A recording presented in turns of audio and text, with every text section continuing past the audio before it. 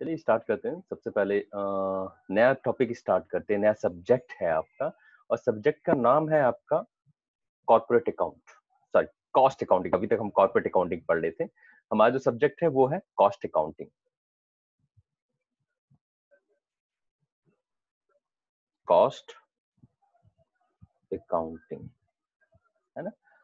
अब cost accounting अगर हम पढ़ने जा रहे हैं, नया सब्जेक्ट है आपका, तो अभी तक हम जो अकाउंटिंग पढ़ते आए हैं तब वो क्या थी, है ना, जिसमें हम जनरल बनाते थे, जिसमें हम लेजर बनाते थे, जिसमें हम जनरल बनाते थे, लेजर बनाते थे, ट्रायल बैलेंस बनाते थे, बैलेंस शीट बनाते थे। तो वो सब क्या था? इनफैक्ट वो आता है आपका फाइनेंशियल अकाउंटिंग में। किसमें आता है?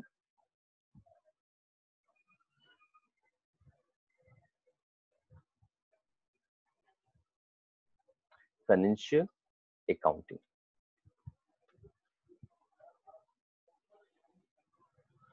ठीक। तो वो सारी जो चीजें हम पढ़ते थे वो फाइनेंशियल अकाउंटिंग में मेनली आता था। तो हमारा जो एक नया अब सब्जेक्ट निकल के आया है और सब्जेक्ट का नाम है accounting.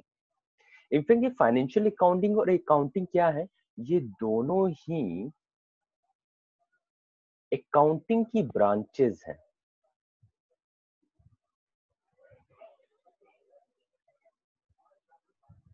Branches of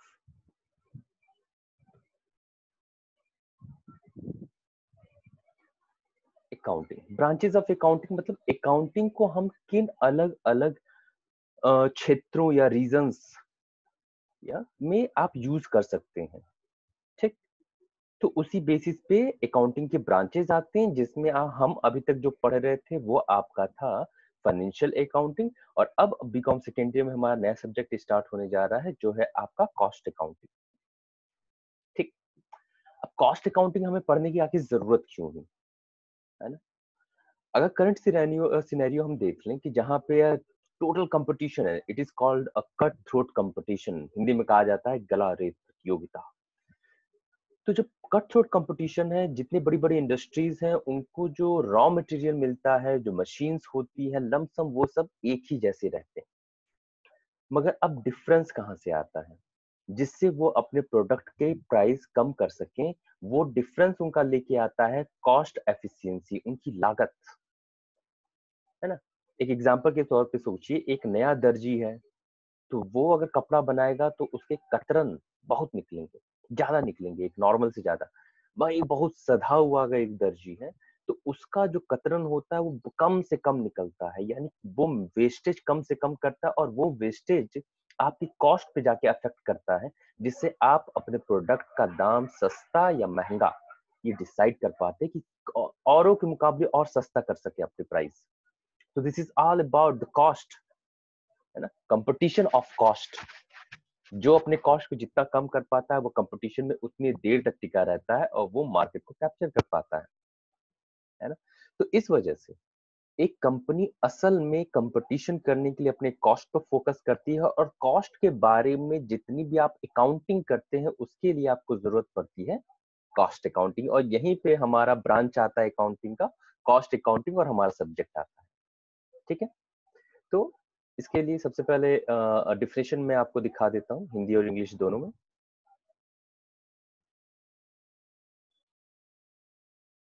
hmm.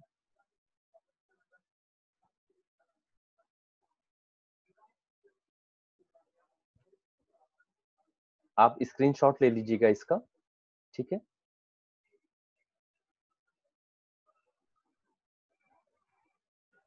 Open हो जाएगा। हाँ ये रहा। मैं अपने आप को थोड़ा किस कोने में फेंकूं उठा के?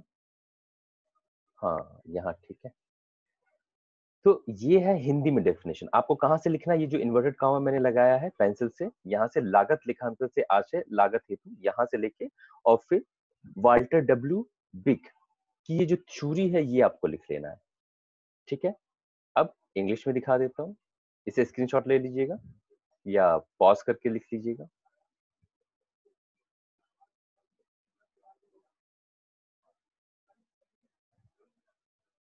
फिर ये है आपका इंग्लिश में definition.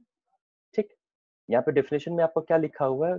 Cost accounting. Cost accounting is the process of determining and accumulating the cost of product or the activity। यानी कॉस्ट अकाउंटिंग में मेनली ये एक पूरा प्रोसेस है जिसमें हम कॉस्ट एक प्रोडक्ट का और या एक्टिविटी जो भी काम करते हैं उसके कॉस्ट को डिटरमाइन करने का काम करते हैं कि कितना कॉस्ट आ रहा है। कॉस्ट निकालने का मतलब ये नहीं कि प्रोडक्शन, एक ऑर्गेनाइजेशन में अलग अलग डिपार्टमेंट होते हैं। जब आप प्रोडक्शन करते हैं तो कई प्रोसेस से होके वो प्रोडक्शन गुजरता है, तो हर प्रोसेस पे, हर डिपार्टमेंट पे और फिर पूरे तौर पे कॉस्ट कितनी आ रही है, उसी को डिटर्मिनेशन के लिए हम इसका यूज करते हैं। वाल्टर डब्ल्यू बिक के हिसाब से cost accounting is the provision of such an analysis and a classification of the expenditure which will enable to the total cost of the any particular unit of the production to be ascertained with a reasonable degree of the accuracy, and at the same time to disclose the exactly how much total cost is constituted। कि आप बड़ी सटीकता से ये निकाल सकते हैं, ये निष्कर्ष निकाल सकते हैं कि आप जो प्रोडक्शन प्रोसेस कर रहे हैं उस पे आपका कॉस्ट कितना आ रहा है ना। So that we all do the cost accounting. इन सब के लिए हम कॉस्ट अकाउंटिंग करते हैं। चलिए, ये तो हो गई आपकी डेफिनेशन। इसे स्क्रीनशॉट लेके अपनी कॉपी पे लिख लीजिएगा और ये एक राइटर जरूर लिख लीजिएगा। फंडामेंटल समझ जाएंगे, लिख देंगे, हो जाएगा। चलिए, इसके बाद स्टार्ट करते हैं। अब जब कॉस्ट अकाउंटिंग स्टार्ट करते हैं तो इसका ऑब्जेक्टिव क्या है ना, उसकी तरफ बढ़ते हैं आगे। I would be better if I situated here। Next है आपका ऑब्जेक्टिव। ऑब्जेक्टिव कहाँ गया? यही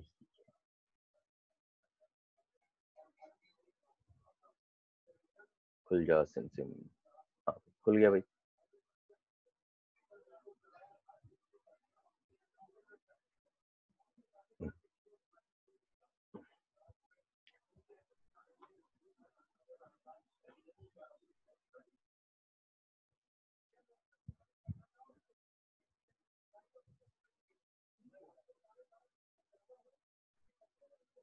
हाँ भाई, आते हैं objective and function of cost accounting. देखिए, दोनों अलग अलग नहीं है। आपका ऑब्जेक्टिव क्या है और फंक्शन क्या है कॉस्ट अकाउंटिंग का, दोनों एक ही है कि उद्देश्य क्या है और कार्य क्या है। एग्जाम्पल के तौर पे, एग्जाम्पल नहीं, पॉइंट्स ही देख लेते हैं डायरेक्ट। पहला है कॉस्ट अकाउंटिंग आप किस लिए बनाते हैं और उसका काम क्या होता है। दोनों ही एसरटेनमेंट ऑफ द कॉस्ट, लागत का पता लगाना, ये ऑब्जेक्टिव भी है और ये काम भी करता है कॉस्ट अकाउंटिंग, है कि हम जो भी प्रोडक्शन कर रहे हैं उसका कॉस्ट कितना आएगा, ये कितना आना चाहिए। इसके लिए, इस पर्पस के लिए हम क्या करते हैं, कॉस्ट अकाउंटिंग बनाते हैं और ये फंक्शन भी है। नेक्स्ट है fixation of the selling price. भाई, आप कितना किसी को डिस्काउंट देंगे, सेलिंग प्राइस क्या रखेंगे, ये सब डिपेंड करता है कि आपकी कॉस्ट कितनी निकल के आ रही है।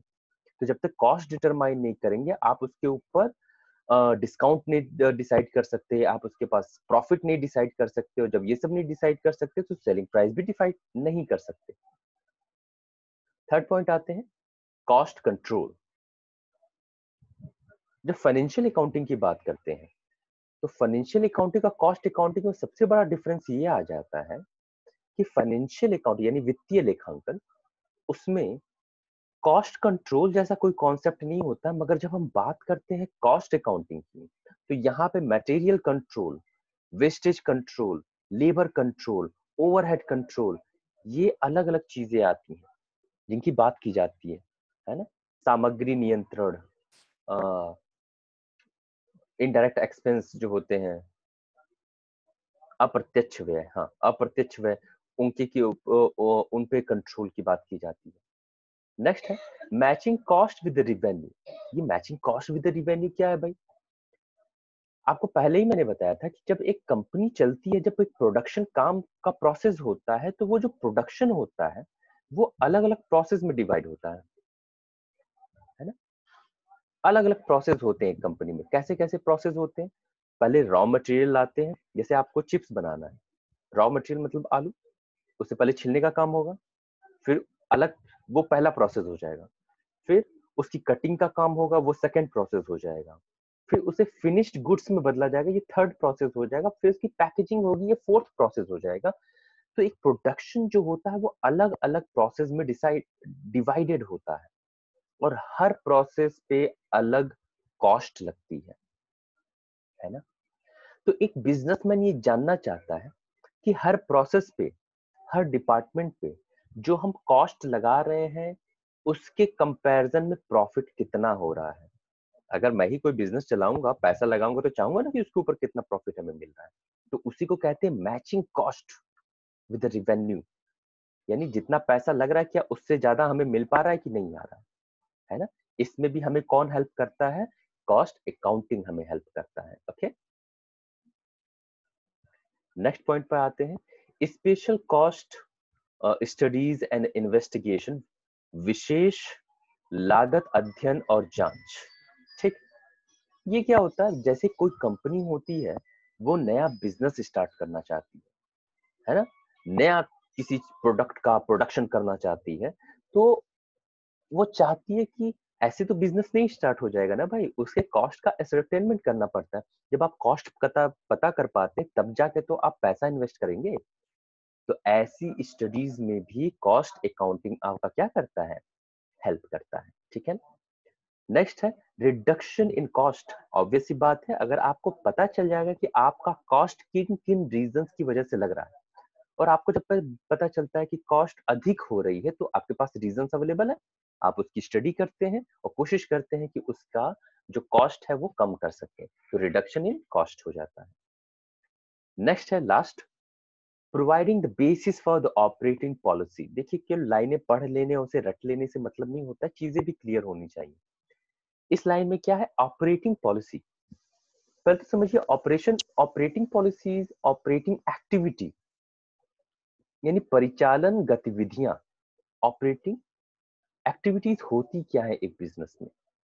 अब एक प्रोडक्शन करने वाली कंपनी है, रॉ मटेरियल लाना, उसे सही करना और उसे सही तरीके से बनाना, फिर उसकी पैकेजिंग, उसको बेचना, लेबर्स को पैसे देना, इंसेंटिव देना, ये सब क्या है?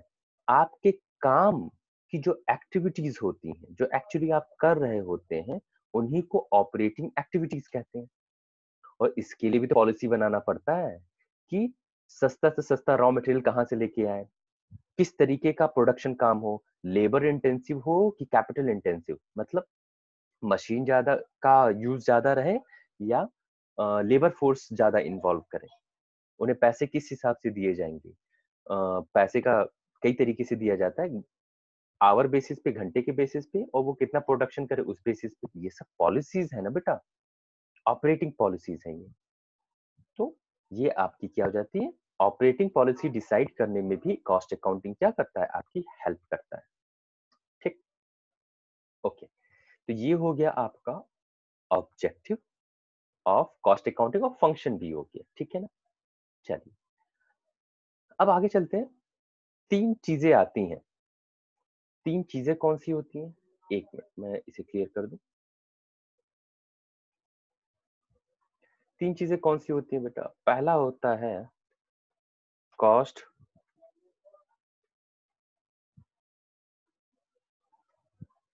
कॉस्ट अकाउंटेंसी, दूसरा होता है आपका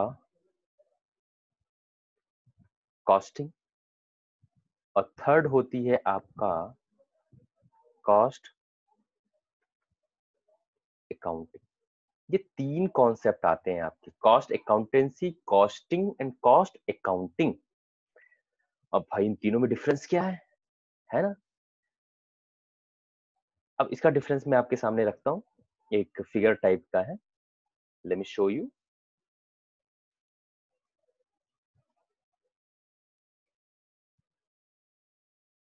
Yeah, here is a kind of the figure.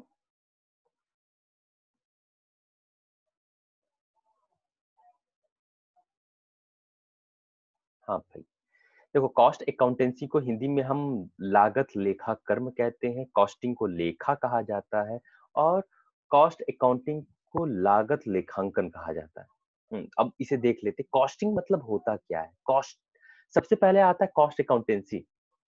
ये सबसे बड़ी ब्रांच है। एक होता है ना, एक पेड़ होता है, वो सबसे ज्यादा फैला हुआ होता है और उसके अंडर में सब आ जाता है। इसी तरह ये क्या है? ये मेन है, कॉस्ट अकाउंटिंग मेन है।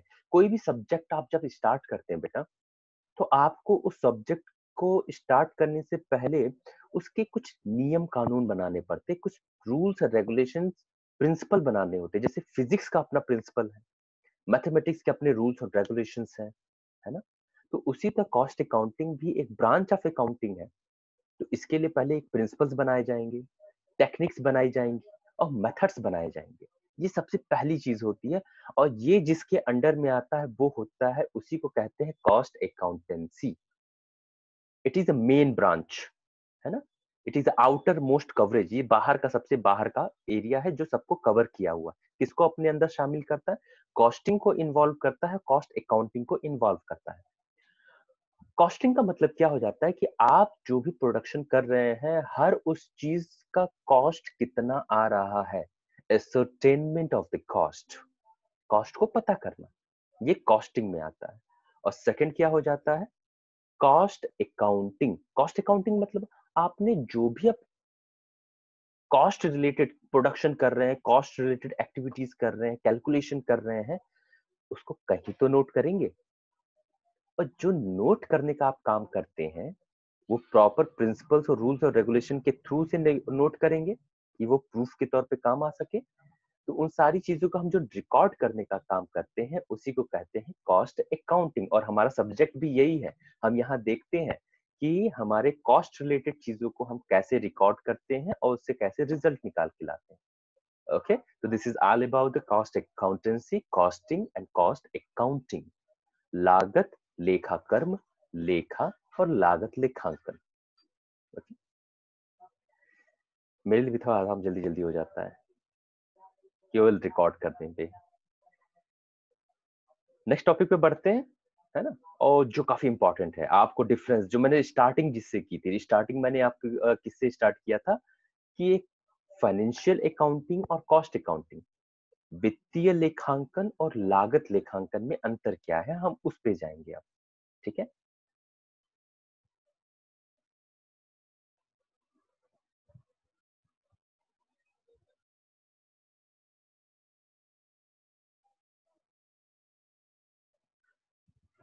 हाँ,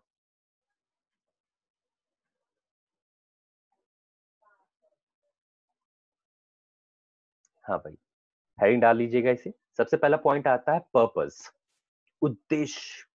दोनों का अलग अलग 3 कॉलम बनाइएगा बेटा। एक बेसिस का, फिर फाइनेंशियल अकाउंटिंग और फिर आपका कॉस्ट अकाउंटिंग। 3 कॉलम बनाएंगे। बेसिस बताते जा रहा हूं, उनके बारे में बताते जाता हूं, ठीक है ना? आप पॉज करके उसे लिखते जाइएगा। चलो, सबसे पहले पर्पस बेस आता है, आधार का, अंतर का आधार। पर्पस क्या होता है? जब हम बात करते हैं बेटा फाइनेंशियल अकाउंटिंग की, तो इसको बनाने का पर्पस क्या होता है, हमने क्यों बनाया इसे? और कॉस्ट अकाउंटिंग को क्यों, किस पर्पस के लिए यूज करते हैं? देखो, जब हम बात करते हैं फाइनेंशियल अकाउंटिंग की, तो इसको मेनली बनाया जाता है एक्सटर्नल पर्पस के लिए, एक्सटर्नल यूज में आता है ये। एक्सटर्नल यूज में आता है मतलब बाहर वालों के यूज के लिए आता है, एक्सटर्नल रिपोर्टिंग के लिए आता है। मैं लिख के बता देता हूँ।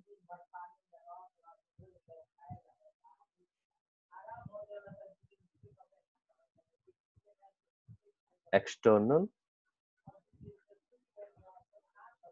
रिपोर्ट, है ना? बाह्य रिपोर्ट तैयार करना। बाह्य रिपोर्ट मतलब फाइनेंशियल अकाउंटिंग का मेनली यूज कौन करता है? बाहर, कंपनी से बाहर के, जैसे इन्वेस्टर हो जाते हैं, डेटर्स हो जाते हैं, गवर्नमेंट हो जाती है ना? इन्वेस्टर्स बता ही चुका हूँ। ये सभी बाहर के लोग फाइनेंशियल अकाउंटिंग का यूज करते, तो पर्पस हो गया बाहर वालों के लिए रिपोर्ट अवेलेबल करवाना, फाइनेंशियल अकाउंटिंग। मगर कॉस्ट अकाउंटिंग किसी बाहर वाले के काम में नहीं आता, ये बनाया जाता है अपने इंटरनल मैटर के लिए, इंटरनल रिपोर्टिंग के लिए। तो ये क्या हो जाता है? Internal reporting. जो कौन यूज करता है? मैनेजमेंट यूज करती है स्पेशली, और किसी के यूज में नहीं आता। तो कॉस्ट अकाउंटिंग का पर्पस किस लिए हो गया? इंटरनल पर्पस हो गया, है ना? मैनेजमेंट यूज करता है इसे। नेक्स्ट हो गया है आपका obligation to maintain the accounts. Obligation to maintain the accounts, खातों को बनाए रखने का दायित्व या बनाने का दायित्व। जब आप फाइनेंशियल अकाउंटिंग की बात करते हैं तो हर कंपनी के लिए ये कंपलसरी है कि वो फाइनेंशियल अकाउंटिंग बनाए, ठीक। मगर कॉस्ट अकाउंटिंग में क्या हो जाता है, कॉस्ट अकाउंटिंग ऑप्शनल होता है। कंपनी का दिल है, मन है तो वो बनाए, नहीं बनाना चाहते मत बनाए। देखो कॉस्ट अकाउंटिंग करता क्या है, एफिशिएंसी लाता है आप में, है ना। ये अपने ऊपर डिपेंड करता है कि हम एफिशिएंसी लाना चाहते हैं तो कॉस्ट अकाउंटिंग भी हम बनाएंगे, ठीक। तो ये ऑप्शनल होता है कॉस्ट अकाउंटिंग, वैकल्पिक होता है बनाना, जरूरी नहीं होता कि बनाया जाए। थर्ड पॉइंट है, देखिए आप सभी अभी ग्रेजुएशन में है और ग्रेजुएट बच्चों को लेक्चर डिलीवर किया जाता है और वो उस सुनी हुई चीज के हिसाब से अपने नोट्स तैयार करते हैं, ठीक है। तो अपने शब्दों में चीजें लिखेंगे तो ज्यादा बेहतर होगा, ओके। अदरवाइज अगर आपको जरूरत होगी तो यू कैन कॉल मी और message me, I will send you the notes, okay. मैं आपको नोट्स भेज दूंगा। नेक्स्ट है एनालिसिस ऑफ द प्रॉफिट। अब जब हम बात करते हैं एनालिसिस ऑफ द प्रॉफिट का बात करते हैं तो डिस्क्लोज, जब हम फाइनेंशियल अकाउंटिंग बनाते हैं तो फाइनेंशियल अकाउंटिंग पूरे बिजनेस का प्रॉफिट दिखाता है ना। फाइनेंशियल अकाउंटिंग यानी बैलेंस शीट, बैलेंस शीट में पूरे बिजनेस का क्या दिखाता है, प्रॉफिट दिखाता है। मगर एक बिजनेस कई पार्ट्स में बटा होता है ना बेटा, कई पार्ट्स मतलब अलग अलग डिपार्टमेंट, सेल्स डिपार्टमेंट है, परचेज डिपार्टमेंट है, एडवर्टीजमेंट डिपार्टमेंट है, इन्वेंट्री डिपार्टमेंट है, पर्सनल डिपार्टमेंट है ना। कई डिपार्टमेंट है और सभी डिपार्टमेंट से अलग अलग खर्चा किया जा रहा है और उनका अपना अपना रिजल्ट होता है। तो जब हम फाइनेंशियल अकाउंटिंग की बात करते हैं वो केवल पूरे कंपनी का दिखाता है, मगर कॉस्ट अकाउंटिंग क्या करता है, वो बताता है कि अलग अलग डिपार्टमेंट से क्या रिजल्ट निकल के आ रहा है, अलग अलग प्रोसेस से क्या रिजल्ट निकल के आ रहा है ना। तो यहाँ पे हम लिख सकते हैं कि जो आपका कॉस्ट अकाउंटिंग है ये आपके हर विभाग और हर प्रोसेस का आपका रिजल्ट दिखाता है। नेक्स्ट है ड्यूरेशन ऑफ रिपोर्टिंग, कब बनाया जाता है। जब फाइनेंशियल अकाउंटिंग की हम बात करते हैं तो फाइनेंशियल अकाउंटिंग आपका साल के लास्ट में बनाया जाता है, at the end of the financial year. मगर जब कॉस्ट अकाउंटिंग की बात करते हैं तो आप हर दिन प्रोडक्शन एक्टिविटी कर रहे हैं, हर दिन जानना चाहते हैं कि आपका प्रोडक्शन का कॉस्ट कितना आ रहा है उस दिन। तो हर दिन के हिसाब से भी आप कॉस्ट अकाउंटिंग में कॉस्ट अकाउंटिंग तैयार करते हैं, हर हफ्ते के हिसाब से, पर वीक के हिसाब से, मंथली के बेसिस पे आप तैयार करते हैं। तो पर डे, पर वीक, पर मंथ, प्रतिदिन, प्रति हफ्ते, प्रति माह, तीनों बेसिस पे बनाया जाता है, रिपोर्टिंग तैयार की जाती है कॉस्ट अकाउंटिंग। फिर आपका है वैल्यूएशन ऑफ द स्टॉक।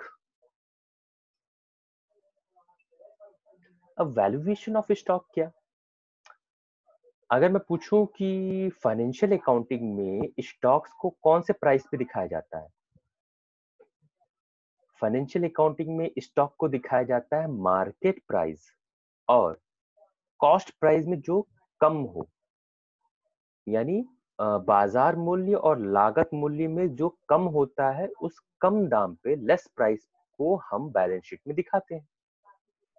मगर कॉस्ट अकाउंटिंग में क्या होता है, कॉस्ट अकाउंटिंग में स्टॉक्स को उनके प्राइस, कॉस्ट प्राइस पे ही दिखाया जाता है और किसी पे, बस कॉस्ट प्राइस पे दिखाया जाएगा। नेक्स्ट आते हैं आइटम टू बी शोन, कौन सी आइटम्स दिखाए जाते हैं। जब हम बात करते हैं फाइनेंशियल अकाउंटिंग की तो इसमें इनकम और एक्सपेंस दोनों तरीके के आइटम्स शो किए जाते हैं। मगर जब हम कॉस्ट अकाउंटिंग बनाते हैं तो वहां पे केवल कॉस्ट रिलेटेड आइटम्स, लागत संबंधी मदें दिखाई जाती है, ठीक है। फाइनेंशियल अकाउंटिंग में इनकम और एक्सपेंस दोनों तरीके की चीजें दिखाई जाती हैं, कॉस्ट अकाउंटिंग में कॉस्ट रिलेटेड चीजें दिखाई जाती हैं, ठीक। ऑडिट की बात कर लेते हैं। ऑडिट का मतलब क्या होता है, जांचना, चेक करना कि क्या चीजें सही है, जो डॉक्यूमेंट आपने तैयार किया है क्या वो डॉक्यूमेंट सही है, कोई धोखाधड़ी तो नहीं है। ऐसे ये ऑडिटिंग भी, ऑडिटिंग जो है आपका वो भी एक सब्जेक्ट है, उसे भी हम पढ़ेंगे, स्टार्ट करेंगे। तो फाइनेंशियल अकाउंटिंग का ऑडिट करना कंपलसरी होता है। फाइनेंशियल अकाउंटिंग का ऑडिट करवाना कंपलसरी होता है। कॉस्ट अकाउंटिंग का ऑडिट करवाना कुछ कंपनियों के लिए जरूरी होता है, औरों के लिए नहीं। तो आप लिख सकते हैं कॉस्ट अकाउंटिंग का ऑडिट करवाना नेसेसरी नहीं होता है। ओके। पोजीशन, पोजीशन एक एग्जांपल के तौर पे समझिएगा। आपकी लाइफ में आपके दो फ्रेंड्स हैं, एक फ्रेंड बहुत इंपॉर्टेंट होता है, दूसरा फ्रेंड उतना इंपॉर्टेंट नहीं होता। उसी तरह एक कंपनी के लिए दो फ्रेंड्स हैं, एक फाइनेंशियल अकाउंटिंग और cost accounting. Financial accounting primary होता है बिजनेस में, यानी इंपॉर्टेंट, बनाना है सबसे पहले, उसे बनाना जरूरी है, उसको बनाने के लिए सबसे पहले काम शुरू होता है। मगर कॉस्ट अकाउंटिंग क्या होता है? ये ऑप्शनल होता है, सहायक, सेकेंडरी इन द बिजनेस होता है ना, हेल्प करने के नेचर का होता है बस। और लास्ट है क्वालिफिकेशन। फाइनेंशियल अकाउंटिंग बनाने के लिए बंदे को सीए होना चाहिए, सीए की डिग्री होनी चाहिए उसके पास। कॉस्ट अकाउंटिंग करने के लिए बंदे के पास डिग्री कौन सी होनी चाहिए? आईसीडब्ल्यूए की डिग्री होनी चाहिए। ओके, तो ये सारे टॉपिक्स आज के। ओके।